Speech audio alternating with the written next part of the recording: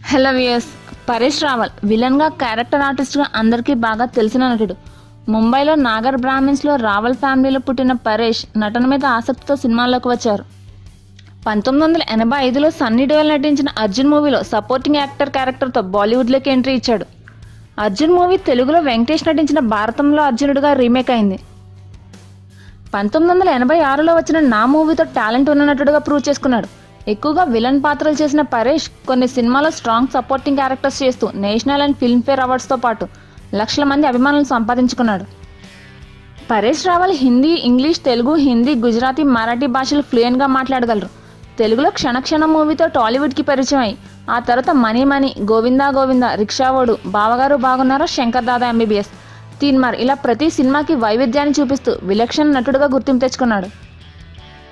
పరేష్ రావల్ స్వరూప్ సంపత్ని వివాహం చేసుకున్నారు. స్వరూప్ సంపత్ 1979లో మిస్ ఇండియా టైటిల్ గెలుచుకున్నారు. ఇండియా తరపున మిస్ యూనివర్స్గా ఎంపికయ్యారు. అనేక హిందీ సినిమాలో హీరోయిన్గా చేశారు. పెళ్లి తర్వాత స్వరూప కామెడీ షో సీరియల్ అయిన ఏ జో హై జిందగీలో యాక్ట్ చేశారు. ఈ దంపతులకు 2 కొడుకులు ఉన్నారు, అనిరుద్ధ్ అండ్ ఆదిత్య. పరేష్ బీజేపీ తరపున ప్రస్తుతం ఎంపీగా ఉన్నారు. Paresh Rawal national film awards, Filmfare అవార్డ్స్తో పాటు దేశ అత్యున్నత అవార్డులలో ఒకటైన పద్మశ్రీ అవార్డుని తన నటన సేవలకు గాను అందుకున్నారు.